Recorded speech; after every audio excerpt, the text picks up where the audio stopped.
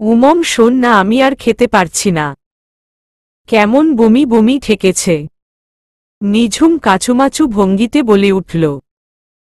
ওর আসলেই খুব লজ্জা লাগছে, অরণ্য এত আগ্রহ করে চা খাওয়াতে নিয়ে আসল আর ও খেতেই পারছে না। চাটা চমৎকার, কিন্তু ওর আবার গলা জ্বলা শুরু হয়ে গেছে। মনে হচ্ছে এক্ষুনি বমি করতে পারলে ওর একটু ভালো লাগত। অরণ্য সাথে সাথে ঝুমের হাত থেকে চায়ের গ্লাসটা নিয়ে নিল। ওর নিজের চা খাওয়া হয়ে গেছে অনেক আগেই। নিঝুমের চাটা নিয়েও কয়েক চুমুকেই শেষ করে ফেলল। আপনি তো প্রচুর চা খেতে পারেন মনে হচ্ছে।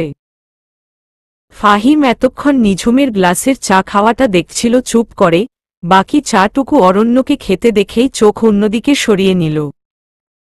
আপনি পছন্দ করেন না বোধহয় তেমন একটা। খক করে চায়ের গ্লাসটা চাআলার চুলার পাশের টেবিলটাতে রাখল অরণ্য। ফাহিমের মুখ দেখে বোঝ যাচ্ছে ফাহিম কষ্ট পাচ্ছে, কিন্তু অরণ্য কি করতে পারে। ঝুমকে ফাহিমের সাথে ও মরার আগ পর্যন্ত যেতে দিবে না, কিন্তু ছেলেটা কষ্ট পাচ্ছে সেটা দেখেও অরণ্যর কষ্ট লাগছে এখন। ভালোবাসার মানুষটাকে অন্যের সাথে দেখলে ভীষণ কষ্ট হয়। মুখে যতই বলা হোক তুমি সুখে থাকলে আমি সুখী, কিন্তু আসল কথাটা আসলে অনুচ্চারিতই থেকে যায় যে সেই সুখী তুমিটার সাথে আমি আসলে সবসময় আমাকেই চাই। অরণ্য খুব করে চাইছে আশুর সাথে ফাহিমের খুব গাঢ় একটা মানসিক বন্ধন তৈরি হোক। ঝুম বারবার কেবল আশুর নিরাপত্তা নিয়ে অস্থির হয়ে আছে, কিন্তু ফাহিম এখন ডিপ্রেশন আছে। কারো শক্ত কাঁধ এখন ওর দরকার। অরণ্যর সান্ত্বনা উল্টো কাটা ঘায়ে নুনের ছিটার মতো লাগবে ফাহিমের কাছে। হিংসার বদলে এখন এই ডাক্তার রোগী ঠিক করার মহান ব্রতী অরণ্যর মাথা পাগল করে দেওয়ার জন্য যথেষ্ট। মনে মনে শাশুড়ির 14 গোষ্ঠী উদ্ধার করল ও। কি ফ্যাসাদেই না ফেলছে ওকে, তার উপর এভাবে এই ডাক্তার বাবাজি লাইনে আসবে না। নিঝুমের পাশে বসতে বসতে সেটাই মাথার মধ্যে ঘুরতে লাগল ওর। কিছু একটা তো করতে হবে যাতে কানার ব্যাটা আন্ধার চোখের ফুলিটা পড়ে গিয়ে আশুর চাঁদের আলোর মতো স্নিগ্ধ ভালোবাসার ছটাটা ফাহিমের চোখে পড়ে। মাথায় 100 রকম বুদ্ধি কিলির বিলির করছে, কিন্তু কোনটা যে কাজে লাগাবে সেটাই হলো কথা। খুব সহজ একটা পন্থা টুক করে উকি দিল ওর মাথায়, কিন্তু ঝুমের দিকে চোখ পড়তেই ওটাকে বাতিল করল। ইদানিং ভিমরুলের চেয়েও বেশি তেতে থাকে বউটা কি যেদিন আসল। অরণ্যর দিকে একটু সন্দিহান দৃষ্টিতে তাকিয়ে আছে আশু। জিজুর আচরণ একটু কেমন যেন, কিছু একটা চলছে মাথায়। জিজু শব্দটা মনে হতেই হঠাৎ বড় ফুপ্পির কথা মনে হল ওর। কি ভীষণ রাগ করেন উনি জিজু শব্দটা শুনলে। ফিক করে একা একাই হেসে ফেলল ও। তারপরে আনমনে আবার চা খেতে লাগল। ততক্ষণে দিনশেষের আবছা আলোয় সূর্যিমামাটার ডুব দেওয়ার পালা। বৃষ্টি মুখর বিকেলটা আলসে রোদের পরশ পেয়েই আবার অন্ধকার মেঘের আড়ালে টুপ করে লুকিয়ে পড়েছে। চায়ের দোকানের ঘন দুধের স্বাদ আর সোদা মাটির গন্ধ মিলেমিশে একাকার হয়ে গেছে। ওদের কারুরই তেমন ইচ্ছে হচ্ছিল না ওখান থেকে উঠতে, কেমন যেন ঝিমিয়ে পড়া এক পরিবেশ। তারপরও উঠতে হল। অরণ্য নিঝুমের হাতটা ধরে সাবধানে সামনে এগুলো। ফাহিম আর আশুও হাঁটতে লাগল পিছু পিছু। আচমকা কিছু একটাতে হোঁচট খেয়ে প্রায় পড়ে যাচ্ছিল ফাহিম, কিন্তু দুটো নরম হাত সর্বশক্তি দিয়ে আঁকড়ে ধরল ওকে। অরণ্য আর নিঝুম কথা বলতে বলতে অনেকটা সামনে এগিয়ে গেছে ততক্ষণে। সোজা হয়ে দাঁড়িয়ে বুক ভরে আগে বড় করে একটা শ্বাস নিল ফাহিম। বড্ড বাঁচা বেঁচে গেছে। দোকানটার সামনে পাকা করা হয়নি, ভাঙাচোরা ইটের টুকরো দিয়ে মূল রাস্তার সাথে কোনোমতে মিশিয়ে দেওয়া হয়েছে। পড়ে গেলে কাপড় চোপড়ের সাথে হাতের তালুও ভালোমতো ছিলে যেতে পারত। আশুকে ধন্যবাদ বলার জন্য ঘুরল ফাহিম, কিন্তু পরক্ষণেই মনে মনে বড়সড় একটা ধাক্কা খেল। আশুর মুখটায় অনেক রঙের মাখামাখি, কিন্তু সবচেয়ে উজ্জ্বল বোধহয় ভয় হারানোর ভয়। কিন্তু কেন? কি ব্যাপার, তোরা ওখানে দাঁড়িয়ে আছিস কেন আশু? নিঝুমের ডাক শুনে আশু আর ফাহিম দুজনেই আবার হাঁটতে শুরু করল। ওরা যখন অরণ্যদের কাছে গিয়ে দাঁড়াল, ঝাঁক ঝাঁক পাখি তখন কিচকিচ শব্দ করতে করতে বাসায় ফেরার জন্য গোল হয়ে চক্কর দিচ্ছে খোলা আকাশের বুকে। ওরা বাসার কাছাকাছি আসতেই সন্ধ্যাটা নেমে আসল হুট করে। কিন্তু আলো আর অন্ধকারের এই লুকোচুরি খেলার মাঝেই খুব নিঃশব্দে একটা নতুন ভালালাগার জন্ম হল, সে খবর কেউ পেল না। ঝুম এরকম করলে কেমন হয়? নিঝুমের বড় বড় রসগোল্লার মতো চাউনি দেখে সাথেই সাথেই আরও একটা আইডিয়াও পানিতে ফেলে দিল অরণ্য। ধুর, এরকম হলে তো ওই ডাক্তারকে কিডন্যাপ করা ছাড়া কোনো রাস্তা দেখি না। ঝুম শোন জান, তুমি আমার প্ল্যানটায় রাজি হয়ে যাও প্লিজ। দুটোকে এক রুমে বন্ধ করে দিই, মেরে হাড্ডি গুড্ডি একদম আলাদা করে দিব। আমার তো এখন তোমাকে নিয়ে সন্দেহ হচ্ছে, আমাদের বিয়েটাও তোমার উর্বর মস্তিষ্কের কোনো প্ল্যান ছিল না তো? সত্যি বল। ছি ঝুম, তুমি আমাকে এত নিচু মনের ভাবো। বসা থেকে সোজা উল্টোদিকে মুখ করে শুয়ে পড়ল অরণ্য। মুখ লুকায় অপরাধী, যারা অন্যায় করে না তারা মানুষকে নিজের বুক দেখায়, পিঠ না। নিঝুমের কথায় কাজ হল, তোরাক করে ঘুরে বসল অরণ্য। তার পরের মুহূর্তে গায়ের টি শার্টটা ছুঁড়ে দিল বিছানার একপাশে। নেও, বুক দেখাচ্ছি। আরে আমি কি তাই বলছি না কি? তুমি এক্ষুনি এটা গায়ে দাও। দরজা খোলা, আশুরা যে কোনো সময় আসতে পারে। নিঝুমটি শার্টটা নিয়ে তাড়াতাড়ি অরণ্যর দিকে এগিয়ে দিল। তো নিরাপরাধ লোক পিঠ না দেখিয়ে বুক দেখায়, সেটা কি কেবল বউয়ের জন্য নাকি? আমি এখন সবাইকে বুক দেখিয়েই বেড়াব, দেখি তুমি কি করে আটকাও। অরণ্যর কথায় এবার নিঝুম একটু ভয় পেল। হায়, আবার কি করতে পাগল খেপাল ও, এখন ঠান্ডা কি করে করবে? জড়িয়ে ধরে বুকে মুখ গুজে দিলে একটা সুরাহা হতে পারে মনে হতেই তাড়াতাড়ি অরণ্যকে জড়িয়ে ধরল নিঝুম। কিন্তু অরণ্যর রাগ তখন তুঙ্গে। এত বড় কথা, কি রকম একটা বাজে অবস্থায় বিয়ে করতে হয়েছিল ওকে, আর ঝুম বলে ও নাকি ইচ্ছে করে করেছিল? নিকুচি করে ও এইরকম ভালোবাসার এক ফোঁটা বিশ্বাস করে না ওকে শক্ত করে নিজের হাত দুটো বুকের সামনে আড়াআড়িভাবে ধরে রাখল অরণ্য। নিঝুম অনেক চেষ্টা করেও অরণ্যর হাত দুটো ছাড়াতে পারল না। কি পাজিরে বাবা! আচ্ছা, আমার ভুল হইছে, আজকের মতো মাফ করো। আর কোনোদিন বলবো না, এই দেখো কান ধরছি। দুই হাত দিয়ে দুই কান টেনে ধরল নিঝুম। বাবুর যদি তাতে মন একটু গলে লাগবে না, আমি চিটার। তোমাকে ফান্দে ফেলে বিয়ে করছি, তারপর আবার মাও বানায় ফেলছি, খুব ভুল কাজ করছি। বিয়ে না করেও আজকাল এসব অনেক পাওয়া যায়, বিয়ে করেই ভুল করছি। অরণ্যর রাগের মাথার কথাগুলো ভীষণ ব্যথা দিচ্ছে নিঝুমকে, কিন্তু ওর নিজেরও ভুল হয়েছে তাই ছলছল চোখে তাকিয়ে বকাগুলো হজম করতে লাগল। ফাহিম ভাই, এটা আপনাকে দেই বলে শোল মাছের তরকারিটা উঠিয়ে দিতে গেলেই ফাহিম করুণ চেহারা করে মাথা নাড়ল। কি হলো, আপনি খান না এই মাছ? নিঝুম একটু অবাক হয়ে জিজ্ঞেস করল। আব্বুর খুব পছন্দ বলে ওদের বাসায় শোল মাছের দোপিয়াজিটা খুব করে আম্মু। আর অরণ্যদের বাসায়ও মাছটা পছন্দ সবার। ফাহিম ভাই পছন্দ নাও করতে পারেন, ব্যাপারটা ওর মাথাতেই ছিল না। আসলে ওনার ব্যাপারে পড়াশোনায় খুব ভালো ছাড়া আর তেমন কিছু জানা নেই ওর, কিন্তু এখন একটু লজ্জা লাগল। তার উপর আর একজন আবার নির্লিপ্ততা, একটা ভঙ্গিতে কোনো কথা নেই, বার্তা নেই, খেয়েই যাচ্ছে একভাবে। সবটা মিলিয়ে মন ভীষণ রকম খারাপ হলো ওর।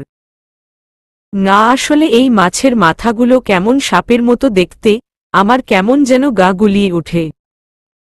আমি খেতে পারি না, সরি। ও তাহলে তো ভারী মুশকিল হল। নিঝুম তাড়াতাড়ি জিজ্ঞেস করল, তাহলে ডিম ভেজে দিতে বলি? ডিম সিদ্ধ করে দিতে বল আপু, কুসুম যেন বেশ ভালো করে সিদ্ধ হয়, অল্প সিদ্ধ হলে কিন্তু ওটাও খাবে না, বিজ্ঞের মতো বলে আবার নিজের খাওয়ায় মন দিল আশু। নিঝুম মানতে বাধ্য হল আশু ফাহিম ভাইয়ের উপর ভালোমতো আছাড় খেয়েছে। না ঠিক আছে, বেশি সিদ্ধই করে দিতে বলছি। নিঝুম রান্নাঘরের দিকে যাচ্ছিল। আপুই আমাকেও একটা ডিম ভাজি করে দিতে বল না প্লিজ, আশু আবদার জুড়ল। কেন, তুইও আবার এই মাছ খাওয়া বাদ দিয়েছিস নাকি? না, কিন্তু অত ভালোও লাগে না, বাসায় না খেলে আম্মু 100টা উপদেশ দিবে, তাই চুপ করে গেলি। আশুর উত্তর শুনে নিঝুম আম্মুর কানে এই কথা গেলে আশুর খবর আছে। তাহলে তখন মানা করলি না কেন? বললেই তো ইলিশ রাঁধতে পারতাম। আশু মাথা নিচু করে একটু হাসল। আপু আর জিজুর আজকে ফালতু ফালতু কিছু একটা নিয়ে ঝগড়া বাঁধছে শিওর। জিজু মোটে কথাই বলছে না। খাওয়ার দরকার খাচ্ছে, কিন্তু কোনো বাড়তি কথা বলছে না। আর এটা জিজুর স্বভাব বিরুদ্ধ কাজ। আর তাই দেখে আপুর মনের কন্ডিশন এখন রঙিন টিভি থেকে ব্ল্যাক অ্যান্ড হোয়াইট। আসলে ওরা আশায় একটা বড় ভজঘট হয়ে গেছে, যেটা ওর মাথায় আগে আসেনি। ও আর ফাহিম ভাই দুজনে মিলে জিজু আর আপুর মধুচন্দ্রিমার ফালুদা বানিয়ে দিয়েছে একদম। একটুও উচিত হয়নি ওদের এই সময়টা নষ্ট করা। তাই কালই যেভাবে হোক ফাহিম ভাইকে বুঝিয়ে সুঝিয়ে নিয়ে ওকে ঢাকা ফেরত যেতে হবে। কিন্তু তার আগে যুদ্ধটা মিটিয়ে দেওয়া দরকার। এটা কেমন কথা ভাইয়া, আজকে আপু সব আপনার পছন্দের আইটেম রান্না করেছে? অরণ্যর দিকে তাকিয়ে জিজ্ঞেস করল আশু। আশুর কথায় অরণ্য এক ঝলক টেবিলে রাখা খাবারের বাটিগুলোর দিকে তাকাল। তারপর আবার আগের মতোই খেতে লাগল। নিঝুম যে করুণ চোখে অরণ্যর দিকে তাকাল, সেটা আশুর নজর এড়াল না। আপুর চোখের কোণে পানি চিকচিক করছে। ইচ্ছে করেই কিছু একটা শোকার মতো করে নাক টানল আশু। আচ্ছা একটা কথা, আপুর আজকের রান্নাটা বেশি মজা না জন্মদিনেরটা বেশি মজা ছিল জিজু? দুটোই মজা। আশু হেসে ফেলল, এইবারই তো তুমি গেলে। উহহু। ওরকম গোড়পড়তা উত্তর দিলে তো হবে না। আপনার বউ ভালো রাঁধে না আমার আপু, সেটা আমাকে আজ জানতেই হবে। উমম সেক্ষত্রে বলবো, খাবারের রান্নার চাইতেও আমার কাছে সেটা কে খাওয়াচ্ছে, তার ভালোবাসা, আন্তরিকতাটা বেশি টানে। তাই যেদিন প্রথম পাইপ বেয়ে জানালা দিয়ে তোমার বোনের ঘরে ঢুকেছিলাম সেদিনের খাবারটা বেস্ট ছিল। সর্বনাশ, নিঝুম বিড়বিড় করে বলল। দিল সিক্রেটের 14টা বাজিয়ে। কারণ ওই দিন কি হয়েছিল? আপু আদর করে খাইয়ে দিয়েছিল বুঝি? এই তোর সব এত জানতে কেন হবে, তুই চুপচাপ খাতো। নিঝুম আলাপটা বন্ধ করার যথাসাধ্য চেষ্টা করল। বাহ, তোমরা দুজনে লুকোচুরি খেলবা আর আমরা সেটা শুনবও না, এটা কিন্তু বড্ড আনফেয়ার অরণ্য জিজু। অরণ্য বাটি থেকে তরকারি নিতে নিতে কথা বলছিল। আশুর মুখে অরণ্য নামটা শুনে হাত থেকে চামচটা সোজা ঠাং করে নিচে পড়ে গেল ওর পায়ের কাছে। চামচের তরকারিসহ ঝোল সব ওর পায়ের পাতাতে মেখে গেল পুরোটা। ঈষৎ অরণ্য চোখমুখ বুজে ফেলল, সাথে সাথে আবারও একই ভুল করল ও। এই মেয়েগুলো এত বিচ্ছু কেন হয়? আফসুস জিজু, কিন্তু এতবার করে ঝুমঝুম করলে আমাদের কানে কি তালা লাগানো? আমরা বুঝি কিছুই বুঝি না। পুলিশ বলে এত চালাক ভাবা ঠিক না নিজেকে। আশুর কথায় এবার নিঝুম না হেসে পারল না। ফাহিমও মুখ নিচু করে হাসতে লাগল ধীরে ধীরে। আচ্ছা আশু, আর ফাহিম ভাই যে জেনে গেল তোমার কথা, এতে কোনো বিপদ হবে না তো? বলি সে মাথা রাখতে রাখতে জিজ্ঞেস করল নিঝুম। আশু সমস্যা না, কিন্তু ফাহিম ভাই আবার উল্টো পাল্টা কিছু করবেন না তো? মনে মনে বেশ ভয় আছে নিঝুম। হতে পারে, হলে আমি মরে যাব বড়জোর, আর কি হবে? রুক্ষস্বরে কথাগুলো বলে মাথার উপর বালিশ দিয়ে ঢাকল অরণ্য। নিঝুম চুপ হয়ে রইল। শাস্তির মেয়াদ কতক্ষণ চলবে কে জানে। অবলীলায় কি ভয়ঙ্কর একটা কথা বলে দিল লোকটা। সাথে সাথে পেটটা হাত দিয়ে চেপে ধরল ও। ওর বাচ্চাটা ওর বাবাকে দেখবে তো? কি করছেন ফাহিম ভাই? এই তো কাল চলে যাব মনে করছি। তাই আমিও সেটাই বলতে চেয়েছিলাম। আমরা থাকাতে আপু আর জিজুর নিজেদের মতো করে থাকাটা নষ্ট হচ্ছে। এরপর বেবি এসে গেলে তো আর সময়ই পাবে না, বাচ্চা দেখবে না রোমাঞ্চ করবে। আমার আবার এসবের এলেম নেই। তবে কাল ঢাকা ফিরে যেতে চাই। আশু, ফাহিমের কথায় সায় দিল। ও নিজেই তো তাই চায়। ফাহিম ভাই, একটা কথা ছিল। বলো। মানে একটা অনুরোধ আর কি, না মানে জিজুর সিক্রেটটা যদি কারো সাথে শেয়ার না করতেন। জীবন মরণের ব্যাপার বুঝতেই তো পারছেন। নিশ্চিন্তে থাক, আমি এতটা খারাপ লোকও নই আশু। না না, ছি ছি, আমি আসলে তা বলিনি, আপনি প্লিজ আমাকে ভুল বুঝবেন না। ওকে, তাহলে একটা প্রশ্ন করি। যদি উত্তরটা দাও তাহলে ভাবব সত্যিই আমাকে অতটা খারাপ লোক ভাবো না তুমি, যতটা আমি মনে করি। এ আবার কেমন কথা? আচ্ছা করুন প্রশ্ন। ফাহিম ওর কাপড়ের ব্যাগর চেইনটা ধরে নাড়াচাড়া করল বেশ অনেকটা সময়, তারপর খুব ধীরে ধীরে বলল, আশু, আমি আসলে এখন কাউকেই আমার অবস্থা বোঝাতে পারছি না। বড্ড একা একা লাগছে, আর তার চাইতেও বড় কথা নিজেকে একটা অনাহুত, অপদার্থ লোক মনে হচ্ছে, একটা ঢোক গিলল ও। আমি একা একা আর দেশ ছাড়তে চাই না আশু, তুমি কি আমার সাথে যাবে ওখানে? আশু কোনো উত্তর দিল না, কারণ উত্তর দেবার প্রয়োজনই ও বোধ করল না। ঘন বর্ষার তুমুল বৃষ্টিতে ওর হরিণের মতো টানা টানা চোখগুলো তখন ক্রমশ ভিজে যাচ্ছে। মেয়েরা যখন কাউকে ভালোবাসে তখন কারণে অকারণে কাঁদে, সেটা সুখ বা দুঃখ যাই হোক না কেন। মন খারাপ? না, নিঝুম হাসল। আজ ফাহিম ভাই আর আশু ঢাকায় চলে গেল। সকাল সকাল ওদের নাস্তা খাইয়ে স্টেশনে গিয়ে ট্রেনে উঠিয়ে দিয়ে এসেছে ও আর অরণ্য। নাস্তায় পাতলা আটার রুটির সাথে আলুর দম, ডিম ভাজি আর সুজির হালুয়া ছিল। ব্যাস, অরণ্য বাবুর মেজাজ ঠান্ডা, সুজির হালুয়া এত পছন্দ তার, কেন কে জানে। অবশ্য ফাহিম ভাই চলে যাচ্ছে এটাও অরণ্যর একটা বড় স্বস্তির কারণ, কিন্তু এখন থাকলেও বাকি এসে যেত। ফাহিম ভাই একেবারে সরাসরি প্রস্তাব দিয়েছে আশুকে, আর তাও একেবারে সাথে করে নিয়ে যাবার প্রস্তাব। এখন আশুর আপত্তি থাকলে আলাদা কথা ছিল, কিন্তু ও তো একেবারে আনন্দে আত্মহারা, পারলে আজই বিয়ে করে। নিঝুমও আসলে আনন্দটা চেপে রাখতে পারছে না, কিন্তু কেমন ভয় ভয় হচ্ছে। আম্মু আব্বু রাজি হবে কিনা বুঝতে পারছে না ও। আশু এখনো ছোট আসলে বিয়ের জন্য। আর সবাই এটা না মনে করে যে ওই আশুকে এইসব উল্টাপাল্টা বুদ্ধি দিয়েছে। বড় ফুপিকে ভীষণ ভয় করে ওর, ওনার মুখের কোনো লাগাম নেই, আর ওর সাথের এই হাড়বজ্জাত লোকটা কিছু কলকাঠিত পিছনে নেড়েছে শিওর। তাহলে? অরণ্য পিছন থেকে নিঝুমকে আঁকড়ে ধরল দুহাত দিয়ে। থুতনিটা নিঝুমের কাঁধের উপর রেখে দূরের ছোট ছোট টিলাগুলো দেখছিল অরণ্য। চারপাশ এত সবুজ যে প্রতিটা নিঃশ্বাসকে একদম বিশুদ্ধ মনে হচ্ছে ওর। মানুষ আসলেই অদ্ভুত একটা জীব, যান্ত্রিকতা ভালো লাগে না আর যন্ত্র ছাড়া থাকতেও পারে না।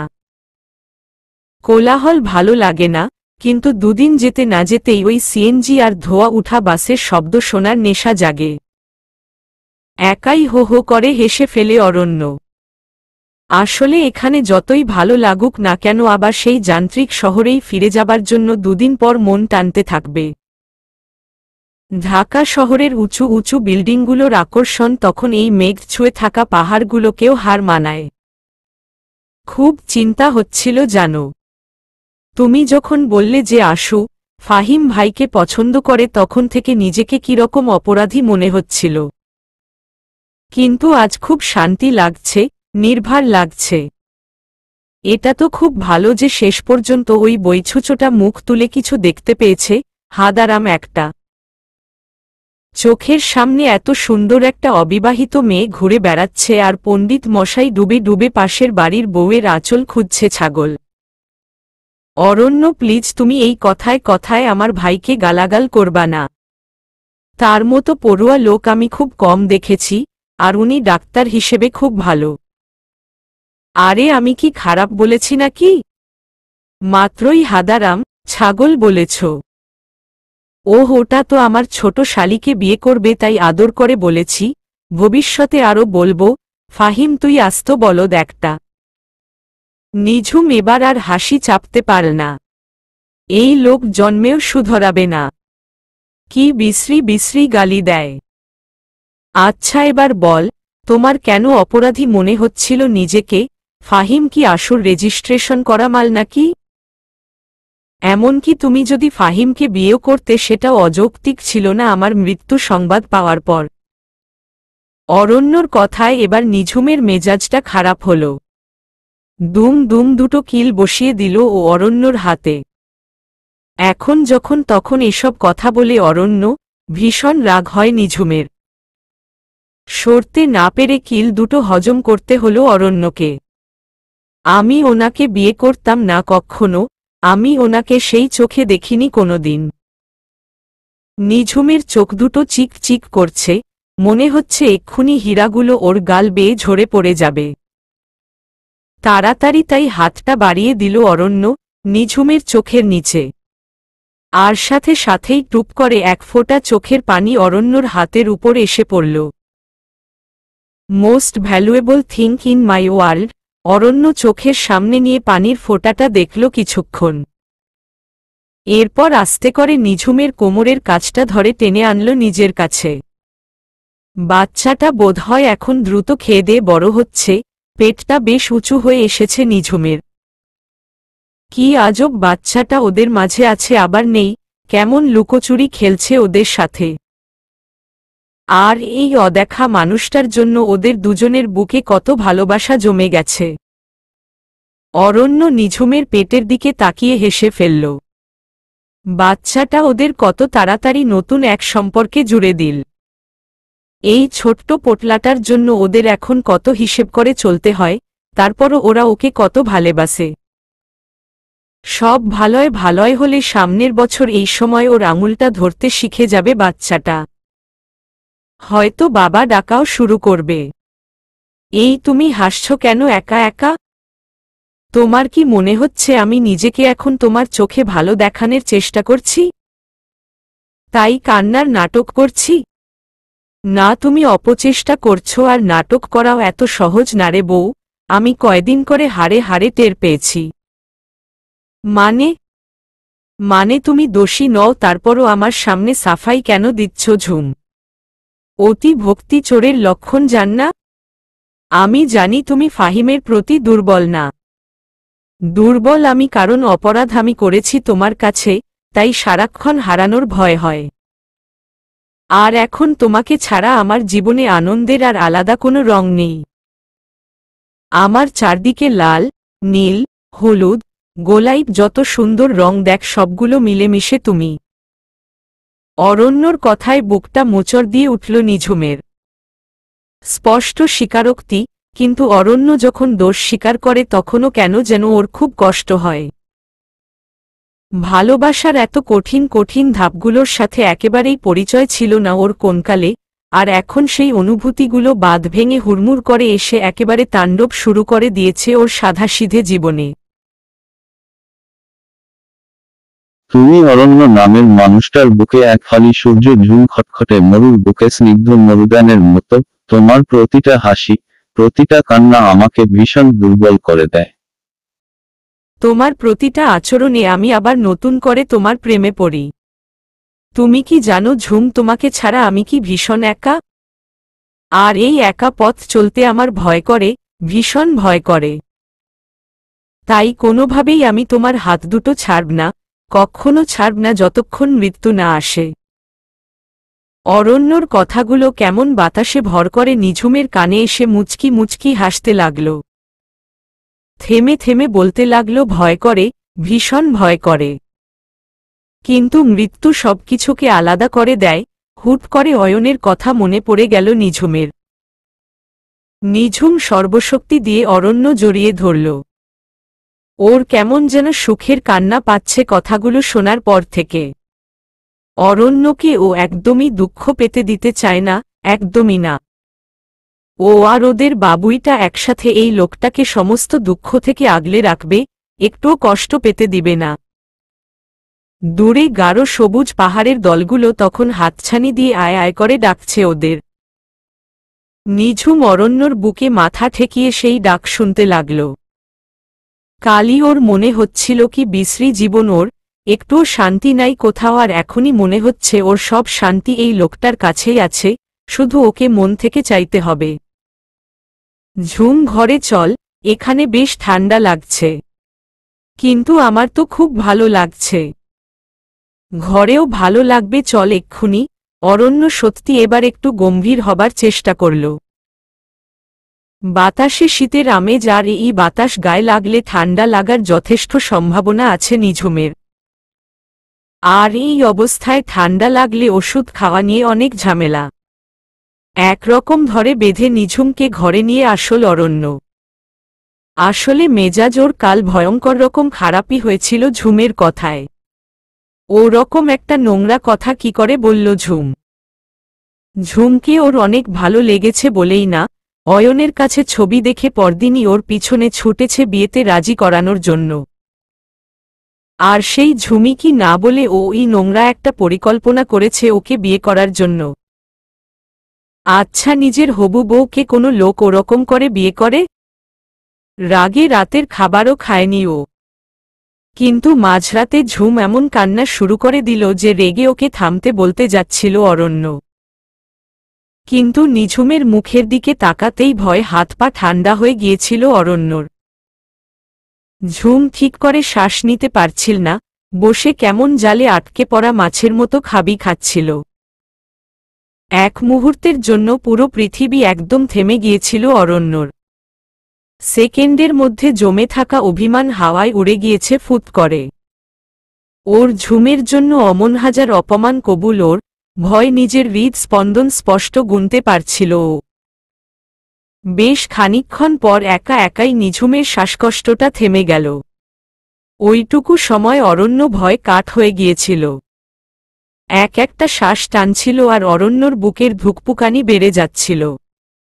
ওর মনে হচ্ছিল ওর ঝুমও ওকে ছেড়ে অয়নের মতো অনেক দূরে চলে যাবে। বাকি রাতটা তীর্থের কাকের মতো নিঝুমের হাত ধরে ছিল অরণ্য ভয়। নিঝুমের মুখে কষ্টের ছাপ দেখে ভিতরে ভিতরে কাঁদছিল ও। রাগ করার মতো মনমানসিকতাও আর ছিল না। মনে মনে তখনই সিদ্ধান্ত নিয়েছে নিঝুমের সাথে আর কখনোই রাগারাগি করবে না ও। ঝুমের চাইতে প্রিয় ওর জীবনে আর কিছু নাই এখন, আর এই সত্যিটা ও খানিক আগে ভালোমতো টের পেয়েছে। মানুষের জীবনে সুখের মুহূর্তগুলো আসলে খুবই ছোট, আর অরণ্য এই ছোট ছোট মুহূর্তগুলো দিয়ে নিঝুমের জীবনটা আলোয় আলোয় ভরে দিবে, আর কখনো ওকে কোনো দুঃখ পেতে দিবে না। কখনোই না। ফাহিম অবাক হয়ে দেখছিল আশুকে। মেয়েটার চোখ দুটো এত সুন্দর, এতদিন কেন চোখে পড়েনি ওর? আশু কথা বলার সময় চোখ দুটো হঠাৎ হঠাৎ হেসে উঠছে। ফাহিমের খুব ইচ্ছে হচ্ছে চোখ দুটো ছুঁয়ে দিতে। কিন্তু এই হঠাৎ পাওয়া অনুভূতিগুলো ওকে মোটামুটি বিপর্যস্ত করে ফেলছে। নিজের কাছেই কেমন কেমন যেন লাগছে। এতদিন নিঝুমের প্রতি এত তীব্র একটা টান কাজ করছিল, সেটার বদলে হঠাৎ আশুর জন্য এত আগ্রহ, এটা ঠিক কি ও বুঝে উঠতে পারছে না।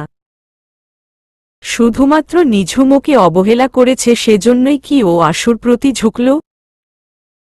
এটা সত্যি নিঝুমকে অরণ্যর জন্য অত বাড়াবাড়ি রকমের যত্ন করতে দেখলেই প্রতিবার ওর বুকের ভিতরে রক্তক্ষরণ হচ্ছিল। ও একদমই সেটা সহ্য করতে পারছিল না। কিন্তু কাল বিকেলে কি একটা যেন হলো, পায়ের নিচে ইটের একটা খণ্ডতে বেজে হুমড়ি খেয়ে পড়ে যাচ্ছিল ও। আশু খপ করে ধরল, আর কেন যেন হুট করে ওর ওই মুখটা দেখে বুকটা কেমন হু হু করে উঠল। কেমন যেন খুব আপন মনে হল, অথচ আগে এমনটা কখনো হয়নি। নিঝুমকে মনে হলে ওর অসংখ্য হারিয়ে যাওয়া স্মৃতিগুলো সময়ের ডায়েরি থেকে উঠে এসে চোখের সামনে ভেসে বেড়ায়, আর সেগুলো সবই রঙিন সুতোয় বাঁধা। আশুকে দেখলে কখনোই সেরকম কিছু ওর মনে হয়নি। আশুকে দেখে গতকাল বিকেলের আগে ওর জন্য বিশেষ কোনো অনুভূতি ছিল না ওর বুকে, তবে আজ কেন? এত হুট করে কি ভালোবাসা হয়? একা থাকতে থাকতে কি আসলে হাঁপিয়ে গেছো ও? কিন্তু আশুর ওর প্রতি যত্নশীল আচরণটা আজ এত করে ধরা পড়ছে, অথচ কাল বিকেলের আগে পর্যন্ত এগুলো নজরে আসেনি কেন? আশু তো তখনও ওর যত্ন করেছে। ও কেমন করে ডিম সিদ্ধ খায় সেটাও মেয়েটা খেয়াল করে রেখেছে। আশুকে ও সরাসরি বিয়ের প্রস্তাব দিয়েছে কারণ মধ্যমধ্যে ওসব ভালোবাসার সম্পর্কের প্রতি ওর নিজের কোনো বিশ্বাস নেই। নিঝুমকেও তাই বিয়েই করতে চেয়েছিল। এখনও নিঝুমের প্রতি একটা সূক্ষ্ম অভিমান কাজ করছে ওর, এটাই আশুকে ভালো লাগার কারণ, নয়তো আশুকে সত্যিও ভালোবাসে তো? নিজেই নিজের কাছে প্রশ্ন করে ফাহিম। কেমন যেন তালগোল পাকিয়ে যাচ্ছে সবর। আপনার কি মন আবার খারাপ? আশুর কথায় অবাক হয় ফাহিম। মেয়েটা কতদিকে খেয়াল করে? কেন বলতো? গলাটা একটু খাকরি দিয়ে জিজ্ঞেস করে ফাহিম। মেয়েটা কি ওকে পুরোই পড়তে পারে? কারণ আপনি আপনার নিজের আচরণের কোনো মাথা মুন্ড খুঁজে পাচ্ছেন না। ফাহিম কি বলবে বুঝতে না পেরে চুপ করে থাকে। একটা জিনিস ঠিক, সেটা হলো আশু নিঝুমের চেয়ে অনেক বেশি চালাক। ওকে ফাহিমের মুখ ফুটে কিছু বলতে হয় না। ফাহিম ভাই, আমি জানি আপনি আমাকে ঠিক ভালোবাসেন বলে বিয়ের করতে চাইছেন তা নয়। কিন্তু দেখেন, আমি আপনার পছন্দের মানুষটার আদরের বোন। পুরো নিঝুমকে না পেলেও 4 ভাগের 1 ভাগ সাদৃশ্য তো পাবেনই আমাদের মধ্যে, এটাই বা কম কি? আর আমার কথা ভাববেন না। আমার নিজের উপর যথেষ্ট আত্মবিশ্বাস আছে। আমি আপনাকে আমার মনমতো গড়ে নিব একসময়, তাই দুশ্চিন্তা করা বাদ দিন। আশুর কথায় এক ধরনের স্বস্তি পায় ফাহিম। ওর নিজের অনুভূতি এখনো ঘোলাটে ওর কাছে, কিন্তু আশু ওকে ভালোবাসে, এক জীবন কাটিয়ে দেবার জন্য এটুকু যথেষ্ট। তুমি তো পাগল আছো, হেসে উঠে ফাহিম। হুম্মম অনেক বড়। অরণ্য। নিঝুমের ডাকে ল্যাপটপটা সরিয়ে রাখতে বাধ্য হল অরণ্য। নিঝুম আবার উঠে বসে আছে ঘুম ঘুম চোখে। অল্প অল্প শ্বাসকষ্ট হচ্ছে ওর আবার। ডাক্তার বলেছে ওরকম হলে শোয়া অবস্থা থেকে উঠে বসতে কিছুটা সময়। আর এখন বাচ্চাটা রাতে নাড়াচাড়াও করে বেশি, লাথিও দেয় বেশ। নিঝুমের ঘুমের মোটামুটি 14টা বাজে এখন। কি হলো? আবারও সমস্যা হচ্ছে? অরণ্য এগিয়ে এসে মাথাটা ধরল নিঝুমের। ঘুমে কাত হয়ে পড়ে যাচ্ছে মেয়েটা। আচ্ছা বসো, আমি আসছি। অরণ্য কাপড় পাল্টে বিছানায় বসে হাতটা বাড়িয়ে দিল নিঝুমের দিকে। বাড়ানো হাত দুটো দেখে মুহূর্তের মধ্যে অরণ্যর বুকে ঠাঁই নিল নিঝুম। অরণ্যর প্রশস্ত বুকে মুখ লুকাল, যেমন মেঘের আড়ালে চাঁদ টুপ করে ডুব দেয়। অরণ্য খুব আস্তে আস্তে নিঝুমের চুলের ফাঁকে আঙ্গুল ঢুকিয়ে হাত বুলাতে লাগল। মাথায় হালকা এই স্বস্তিকর অনুভূতির জন্য যখন নিঝুমের চোখের পাতায় ঘুম পড়িরা এসে ভর করল, তখনই দুষ্ট অরণ্য ওর কপালে, চোখের পাতায়, নাকের ডগায়, কানে, গোলাপি টুল টুলে গাল দুটিতে আস্তে আস্তে আদর করতে লাগল। নিঝুমের মনে হল ও আকাশের উপরে হাঁটাহাঁটি করছে চাঁদের দেশে, আর সেই আকাশ থেকে একবার ঘুমের পরীটা আর একবার এই রাজপুত্তুরের বাচ্চাটা দুজনেই ওর হাত ধরে টানাটানি করতে করতে ওকে নিচে ফেলে দিবে। তাই শেষ পর্যন্ত ও আর চুপ থাকতে পারে না। বিড়ালের বাচ্চার মতো দাঁতমুখ খিচিয়ে বলে উঠল, সবাই খারাপ, সবাই খারাপ, কেউ একটু ঘুমাতে দিচ্ছে না। পেটেরটাও শত্রুতা করতেছে। অরণ্যও চাচ্ছে নিঝুম একটু আরাম করে ঘুমাক। কিন্তু বুকের মধ্যে এরকম নরম তুলতুলে একটা বল এসে বসে থাকলে ও চুপ থাকে কি করে? তার মধ্যে কি রকম ঠোঁট ফুলিয়ে, দাঁত খিচিয়ে বিড়বিড় করে গালি দিচ্ছে। ওরকম হলে ওকে খোঁচাখুচি না করে অরণ্য ঠান্ডা মেরে বসে থাকেই বা কি করে? ও কি সাধু সন্ন্যাসী নাকি? পার্থ 3 বার কল করল, কিন্তু অরণ্যদা একবারও ফোন ধরেনি। কি করবে বুঝতে না পেরে ও মেজর মশিউরের দিকে তাকাল। আজই ভালো করে পরিচয় হয়েছে ওনার সাথে পার্থর, যদিও আগেও ওনার নাম ও শুনেছে ওর খালাতো ভাইয়ের কাছে। সেও আর্মিতে ইঞ্জিনিয়ারিং করে আছে। এই পুরো অপারেশনটার টিম লিডার হিসেবে মেজর মশিউর অত্যন্ত যোগ্য একজন ব্যক্তি। শান্তি মিশনে প্রতিবারই তিনি দক্ষতার পরিচয় দিয়ে এসেছেন। উনার কমান্ডো ট্রেনিংয়ের পারফরমেন্স খুবই ভালো, এক্সপ্লোসিভ এক্সপার্ট, ট্র্যাকিংয়ে সুনাম আছে আর খুব ভালো একজন স্নাইপার। আড়ালে তাকে ইগ্যাল সাই বলে ডাকে অনেকে দুর্গম এলাকায় দক্ষভাবে ট্র্যাকিং এর জন্য। উনার অধীনে কাজ করতে পারবে ভেবে পার্থ ভিতরে ভিতরে খুব উত্তেজনা বোধ করছে। মশিউর, পার্থ, অরণ্য ছাড়াও আরও 7 জনকে নেওয়া হয়েছে পুলিশ ও আর্মি থেকে এই মিশনের জন্য। কিন্তু মিশন সাকসেসফুল হওয়ার জন্য অহনা নামের মেয়েটাকে ওদের আগে দরকার। আর এই মেয়ের সাথে যোগাযোগ করতে হলে অরণ্যকে জরুরি ভিত্তিতে লাগবে। কিন্তু অরণ্য এখনো ফোন ধরছে না আর কল ব্যাকও করেনি। উনি কি একটু দায়িত্বহীন ধরনের? একটু বিরক্ত হয়ে জিজ্ঞেস করলেন মেজর মশিউর। এই লোকের কাছ থেকে ইনফরমেশন লাগবে ওর, আর ওই লোকের কোনো খবরই নাই। নাকে তেল দিয়ে ঘুমাচ্ছে বোধহয়। না স্যার, আসলে অরণ্যদার মাত্র বিয়ে হয়েছে তো, বৌদিকে নিয়ে একটু বেড়াতে গিয়েছে, শেষটা একটু মিনমিন করে বলল পার্থ। কথাটা বলা ঠিক হলো কিনা বুঝতে পারছে না পার্থ। ও কিন্তু এমন একটা সময় বিয়ে কেন? 1 মাস পরে করত, যদিও ব্যাপারটা পার্সোনাল। মশিউর উঠে দাঁড়াল। হঠাৎ করে মিশুর কথা মনে পড়ে গেল আবার। ছেলেটা রাতে গায়ে কাঁথা রাখতে চায় না, এদিকে শীত পড়ে যাচ্ছে। না, আসলে ওনাদের স্টোরিটা যথেষ্ট প্যাচমারা। নিঝুম বৌদির পেটে বাচ্চা, আর 3 মাস বাকি আছে বোধহয়। মশিউর হাসার চেষ্টা করল। তাহলে মিস্টার অরণ্য কল ব্যাক করলে আমার সাথে যোগাযোগ করতে বলবেন দ্রুত, ইটস অ্যান অর্ডার। জি স্যার। অরণ্যদা আজ ডুবাবে মান ইজ্জত মনে হচ্ছে। মাথা নাড়তে নাড়তে অরণ্যর নাম্বারে আবারও কল করল পার্থ। উমম অরণ্য। হুমম। আরে ধুরকি, এক ভাইব্রেশন দিয়ে রাখো, ভো ভো করতে থাকে মাথার কাছে। নিঝুম বিরক্তির সাথে ফোনটা চোখের সামনে তুলল। কিন্তু সব ঝাপসা দেখছে ও ঘুমে। কি? কয়েকবার চোখ পিট পিট করল অরণ্য। কিন্তু নিঝুমের অনাবৃত শরীর আর বালিশ জুড়ে ছড়ান চুল ছাড়া আর কিছুই ও ঠিকমতো বুঝতে পারে না। তোমার ফোন বাজে। তো দেখো না কে? বিড়বিড় করে বলে আবার বালিশে মুখ গুজে অরণ্য। মাথা পুরো আউলে আছে ওর, দুনিয়াদারি এখন ঘুমের কাছে পরাস্ত। আমি জানি না, বলেই আবার প্রচণ্ড ঘুমে তলিয়ে গেল নিঝুম। পাজি লোকটা ওকে আদর করে ভুজুং ভাজুং দিয়ে সেই ছাদনাতলাতেই নিয়ে গেছে।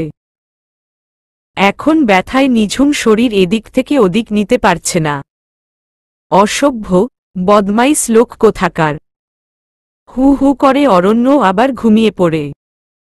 বেচারা ফোনটা ওদের দুজনের মধ্যে পড়ে অসহায়ের মতো বাজতে থাকে বারবার। নিঝুম গোসল থেকে বের হয়েও দেখে অরণ্য একইভাবে বিছানায় বসে আছে। অন্যমনস্ক আর বিষণ্ণতা দুটো অনুভূতি স্পষ্ট ফুটে আছে ওর চেহারায়। কি হয়েছে? হুমম অরণ্য অন্যমনস্কভাবেই নিঝুমের দিকে ঘুরে তাকায়। কি হয়েছে? তোমার চেহারা এমন লাগছে কেন? তেমন কিছু না, পার্থ কল করেছিল। বলল টিম ইনচার্জ খুঁজছে আমাকে, রাতে কয়েকবার নাকি ফোন দিয়েছিল। কথাটা শোনার সাথে সাথেই বুকটা কেমন কেঁপে উঠল নিঝুমের।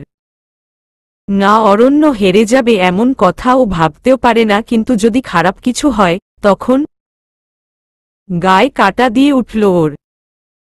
তাড়াতাড়ি হাতের তোয়ালটা চেয়ারের উপর ছুঁড়ে দিয়ে অরণ্যর পাশে বসে পড়ল নিঝুম, মুখ শুকিয়ে গেছে ভয়। অরণ্যকে এক সেকেন্ডও ওর চোখের আড়াল হতে দিতে ইচ্ছে হয় না।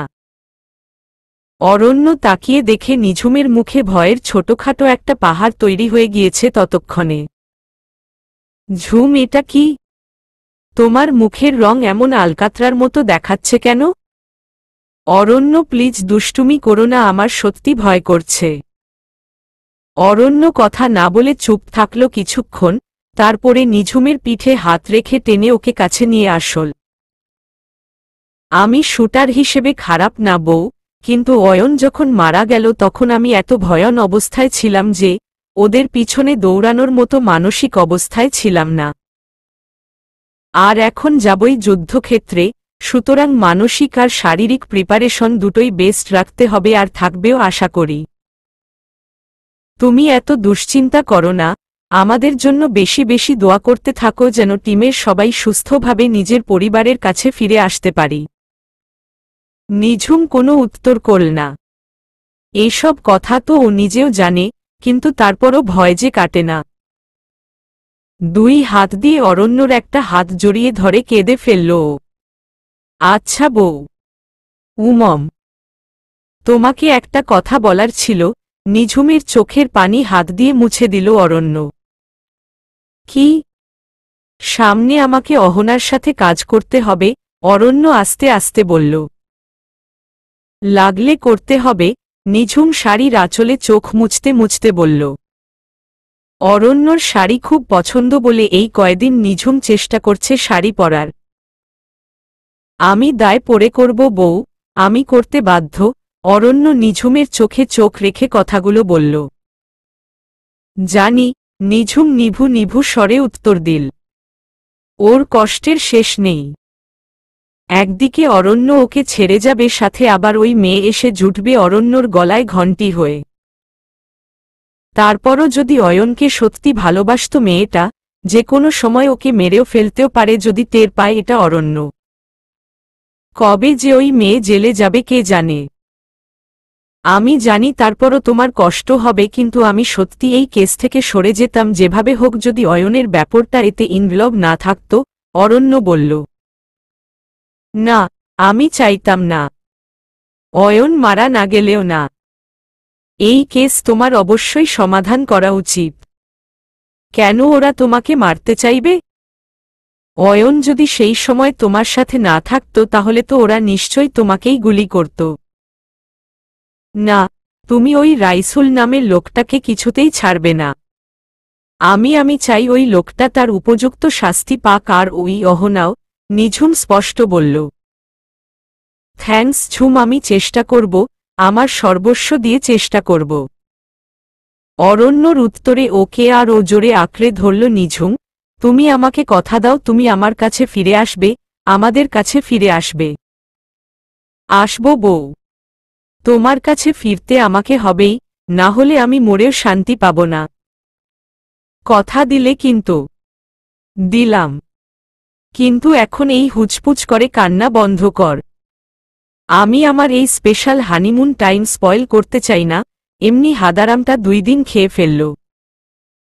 না শান্তিতে খেতে পারলাম না ঘুমাতে, অরণ্য পরিবেশটা হালকা করতে চাইল।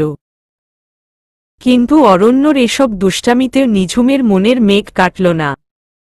অজানা আশঙ্কা থেকে থেকে অয়নের মৃত্যুর কথাই বারবার স্মরণ করিয়ে দিয়ে যেতে লাগল ওকে। রুমানা ঠিক বুঝতে পারছে না ফাহিম ওকে কি বলল। ঘণ্টা 2 আগে ওরা শ্রীমঙ্গল থেকে এসেছে।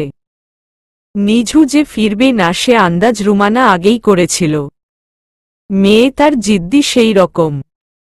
নিঝু 3 প্যাকেট চা পাঠিয়ে দিয়েছে আশুর কাছে। তার 1 প্যাকেট অয়নের মাকে দিতে বলেছে। রুমানা এতক্ষণ বসে চায়ের প্যাকেটের সাথে আরও কিছু ফল আর বিস্কুট, আচার মিলিয়ে একটা গিফট বাস্কেট তৈরি করেছে। শাহেদ আর ও মিলে কাল যে বিয়াই বাড়ি এটা দিয়ে আসবে নিয়ত করে টেবিলের উপর রাখতেই ফাহিম এসে কাচুমাচু ভঙ্গিতে ওর সামনে এসে দাঁড়িয়েছে। খালামনি, একটা কথা ছিল। তো বল, তোর কি কখনো অনুমতি লেগেছে আমার সাথে কথা বলার জন্য? না, ঠিক তা নয়। দেখ, আমিও জানতাম যে নিঝুম রাজি হবে না। তাতে অয়নের সাথে ওর ম্যাচিং হোক না হোক, ও অরণ্যর বাচ্চাটাকে ওই ফ্যামিলির একজন হিসেবে মানুষ করতে চায়। আসলে অয়নের সাথে ও কখনোই সুখী হবে বলেও আমার মনে হয় না। এই জন্যই তোর কথা ভেবেছিলাম। কিন্তু ওই দিন তোর খালু আমাকে বোঝালো যে তুমি সবচেয়ে বেশি কি চাও? তোমার নিঝুর সুখ, তাই না? আর অরণ্য ছাড়া এই মুহূর্তে ওর সবচেয়ে প্রিয় হচ্ছে ওদের সন্তানটা। তুমি এখন ওকে আসলে যার সাথেই ভিড়িয়ে দাও না, তাতে কাজ হবে না। নিঝুম, অয়নকে রেখে ফিরবে না। তোর খালু তোকে যেতে দিল কেন জানিস? কারণ আমরা তোকে যতই বোঝাই না কেন লাভ হতো না, তুই মনে করতি তুই গেলেই ম্যাজিক হবে। ঠিক এই জিনিসটা বোঝানোর জন্যই শেষ পর্যন্ত তোর খালু রাজি হলো তোকে শৃঙ্গলে যেতে দিতে। খালামনি, আমি ব্যাপারটা বুঝতে পেরেছি। নিঝুমের মনে আমার জন্য কোনো বিশেষ জায়গা নেই, যেটা ওর স্বামীর জন্য আছে। সরি, আমি আগে ব্যাপারটা বুঝতে পারিনি, কিন্তু এখন আমি তোমার কাছে অন্য একটা আবদার করতে চাই। অন্য কিছু আবদার? সে আবার কি? খালামনি, আমি তোমাদের অনুমতি থাকলে আশুকে বিয়ে করতে চাই। আমি আমার বাকি জীবনটা এমন কারো জন্য হাহাকার করে কাটাতে চাই না যার মনের কোথাও আমি নেই। প্লিজ, তুমি কি আশুকে আমাকে দিবা? রুমানা ফ্যালফ্যাল করে তাকিয়ে রইল ফাহিমের দিকে। ফাহিমকে বরাবরই রুমানার পছন্দ, ছেলে নাই ওদের, আর ফাহিম ছোটবেলায় বেশ নেওটা ছিল রুমানার। সব মিলিয়ে মেয়ের জামাই হিসেবে ওকে তার খুবই পছন্দ ছিল। কিন্তু ডিগ্রি শেষ না করে বিয়ে না করার পণই ফাহিমকে নিঝুমের থেকে দূরে সরিয়ে দিয়েছে। আর কোনো জায়গায় কারো জন্য দীর্ঘ সময়ের জন্য ফাঁকা থাকে না। আর সেই শূন্যস্থান পূরণের জন্যই অরণ্য আসল নিঝুমের জীবন। আবার দুর্ঘটনায় অরণ্য চলেও গেল। আবার সেই ফাঁক পূরণ করতে অরণ্যর জায়গায় অয়ন আসল। কেমন একটা যেন হয়ে গেল নিঝুর জীবনটা। একটা ব্যথা সমগ্র সত্তা জুড়ে ছড়িয়ে পড়তে লাগল রুমানার। কিন্তু এখন ফাহিম আশুকে চাচ্ছে, সত্যি নিঝুমকে ভুলে গিয়ে আশুকে ভালোবাসতে পারবে তো ফাহিম? আজকাল কেমন একটা ভয় হয়, বড় মেয়েটার জীবন এত এলোমেলো হয়ে গেছে যে ছোট মেয়ের বিয়ের কথা ভাবতে ওর ভয় হয়। অরণ্য, আপনার মতামত কি এই বিষয়ে? স্যার, আমার মনে হয় আমি বরং অহনার সাথেই যাই। আর একটা গ্যাপে আপনারা আমাকে ফলো করেন। আমি সাথে থাকলে কথাবার্তা দিয়ে একটু হলেও সে আমার দিকে ব্যস্ত থাকবে। অরণ্য দলের অন্যান্যদের দিকে তাকিয়ে কথাটা বলল।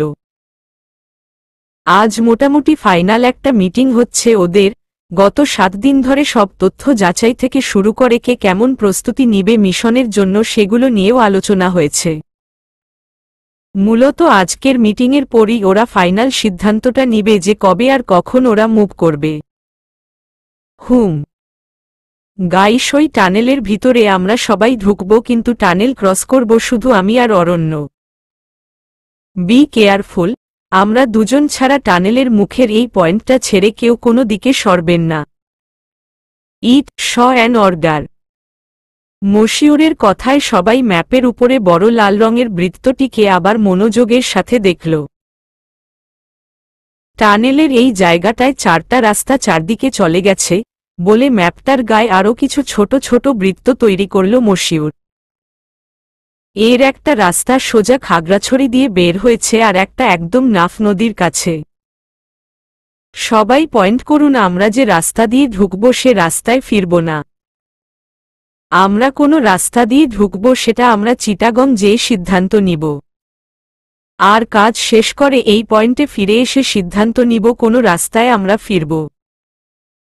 স্যার, টানেলের ভিতরে কি আপনি অ্যাটাকের আশঙ্কা করছেন? পার্থ জিজ্ঞেস না করে পারল না। এই টানেলটা খুঁজে বের করতে ওদের জান বেরিয়ে গেছে। প্রতিবছর প্রচুর পরিমাণ ইয়াবা মায়ানমার হতে নাফ নদী দিয়ে বাংলাদেশে এসে ঢুকে। তারপর এগুলোর কিছু অংশ ধরা পড়লেও একটা বিরাট অংশ বিভিন্নভাবে বাংলাদেশ হয়ে মিডল ইস্টে সহ আরও অনেক দেশে পাচার হয়ে যায়। ওরা তথ্য পেয়েছে এই টানেলটা দিয়ে অনেক সহজে পাচারকারীরা ইয়াবা পরিবহন করে দেশের বিভিন্ন অংশে ছড়িয়ে দেয়। রাইসুল লোকটা বিভিন্ন ধরনের কুকর্মের সাথে যুক্ত, তাই তার ক্ষমতার বহরটাও একটু বেশি আর সে সবার উপরই তার এই ক্ষমতাটা দেখাতে একটু বেশি পছন্দ করে। মশিউর শক্তমুখে কথাটা বলল। কিন্তু যত বড় ক্ষমতাধরই হোক, সবারই শেষ বলে একটা কথা আছে, আর রাইসুলের অপকর্মের শেষ আমাদের হাতে দিবেই হবে আশা করি। স্যার, দলের সবাই একসাথে মশিউরের কথায় সহমত প্রকাশ করল। নিঝুম খুব চেষ্টা করছে মন খারাপ না করার, কিন্তু যত চেষ্টা করছে তত আরও বেশি করে মন খারাপ হচ্ছে। শ্রীমঙ্গলে বাকি কটা দিন ও অরণ্যর সাথে প্রায় ছায়ার মতো লেপ্টে ছিল। কিন্তু ঢাকায় আসার পর থেকে অরণ্য ব্যাংকে যাওয়ার নাম করে প্রায় প্রতিদিনই গোপনে মিটিং করছে, ফলে প্রায় দিনই আসতে আসতে অনেক রাত হচ্ছে ওর। নিঝুম নিজে অরণ্যকে মিস তো করছেই, সাথে শাশুড়িকে জবাব দিতে দিতে শেষ। এখন কে তাকে বোঝাবে যে অয়ন এখন আবার এত রাত করে বাড়ি ফেরা ধরল কেন? বিয়ের আগে এই ছেলে তো বেশ একটা নির্দিষ্ট সময়ে ঘরে ফিরত। তাহলে নিঝুমের সাথে কি এখনো কোনো কথা বলে না অয়ন? নিঝুম নিজে থেকে একটু চেষ্টা যদি করত তাহলে অয়নটা হয়তো একটু দ্রুত স্বাভাবিক হতো ওদের সম্পর্কটা নিয়ে। আগে যতই ভালো সম্পর্ক থাকুক, নিজের ভাইয়ের সাথে বিয়ে হতে যাচ্ছিল যে মেয়ের, তাকে একদম হুট করে নিজের স্ত্রীর জায়গায় বসানটা তো একটু কঠিনই। এগুলোর উত্তরে হু হু করা ছাড়া আর কি বলবে, কিছু মাথায় আসে না নিঝুমের। অরণ্যকে বলেছিল মাকে সব জানাতে, কিন্তু অরণ্য বলেছে আর মাত্র কয়েকটা দিন কাজটা একদম শেষ করে তারপর মাকে সব খুলে বলবো সে। সব মিলিয়ে নিঝুমের মানসিক অবস্থা খুবই করুণ। তারপরও এখনো দিনের শেষে একবার অরণ্যর দেখা মিলে সেই আশায় এই বাসায় পড়ে আছে ও। নইলে আম্মু ওকে কবেই নিয়ে যেত আশু আর ফাহিম ভাইয়ের বিয়ে উপলক্ষে। কি এত ভাবো ঝুম? ধপ করে হাতের ফাইলটা বিছানায় রাখল অরণ্য। কিছু না, আজও এত দেরি হলো যে মা আমাকে প্রশ্ন করতে করতে ঝাঁঝরা করে ফেলল কেন তার ছেলের এত দেরি হয়। বলবা আপনের পোলা কার সাথে জানি ইটিস পিটিস করতেছে আজকাল আম্মা, আমি খুব কষ্ট পাচ্ছি আপনের ছেলের ব্যবহারে, সে যারে তারে রাস্তায় চুমো খেয়ে বেড়ায়, আমি কালকেই আপনার পোলারে ডিভোর্স দিব। হাসতে হাসতে অরণ্য মোজা দুটো খুলে নিঝুমের হাতে ধরিয়ে দিল। তারপর তোমার মায়ের ঝাঁটাপিটাগুলো আমি খাবো, তাই তো ফাজিল লোক কোথাকার। না, আমার আম্মু এত খারাপ না যে তোমাকে ঝাঁটা পিটা করবে, জাস্ট একটু বকতে পারে যে তুমি এসব কি বলছো। আমার অয়ন খুব লক্ষ্মী ছেলে। উনি একটু না মোটেও খারাপ না, আর তার অয়নটাও অনেক লক্ষ্মী একটা ছেলে, কেবল বাদর যেটা ওটা আমার গলায় এসে জুটেছে, পচা একদম একটা। কি আমি বাদর? অরণ্য একটানে নিঝুমকে ওর বুকের উপরে নিয়ে আসল। এই আস্তে নিঝুম তাড়াতাড়ি দুই হাত অরণ্যর বুকের উপর রেখে ধাক্কাটা ঠেকাল। ও সরি বউ, একদম ভুলে গিয়েছিলাম। আসলে আজকে এত টাইট শিডিউল ছিল, ফাইনাল মিটিং হয়ে গেল, মাথা একদম জ্যাম হয়ে গিয়েছিল, ভেরি সরি। নিঝুমকে জড়িয়ে ধরে ওর কপালে, নাকে, চোখে অনেকগুলো চুমো খেল অরণ্য। কিন্তু ফাইনাল মিটিংয়ের কথা শুনে নিঝুমের শরীর শক্ত হয়ে গেছে, আর কোনো অনুভূতি ওর কাজ করছে না। তার মানে তুমি চলে যাবে? চোখে কান্না নিয়ে প্রশ্ন করল নিঝুম। অরণ্যর খুব কষ্ট হচ্ছিল নিঝুমকে হ্যাঁ বলতে। মেয়েটাকে ও একটুও কষ্ট দিতে চায় না, কিন্তু ঘুরে ফিরে ওকেই কেবল সামনে পায় কষ্ট দেওয়ার জন্য। উত্তর না দিয়ে নিঝুমকে আরও আদর করতে লাগল অরণ্য। অরণ্য চাই নিঝুম ওর যন্ত্রণাটুকু ভুলে যাক, কেবল সুখের স্মৃতিগুলো তারা হয়ে জ্বলে থাক। কিন্তু জীবনে সুখ আর দুঃখ হাত ধরাধরি করেই আসে, এটাই জীবনের নিয়ম। চলবে।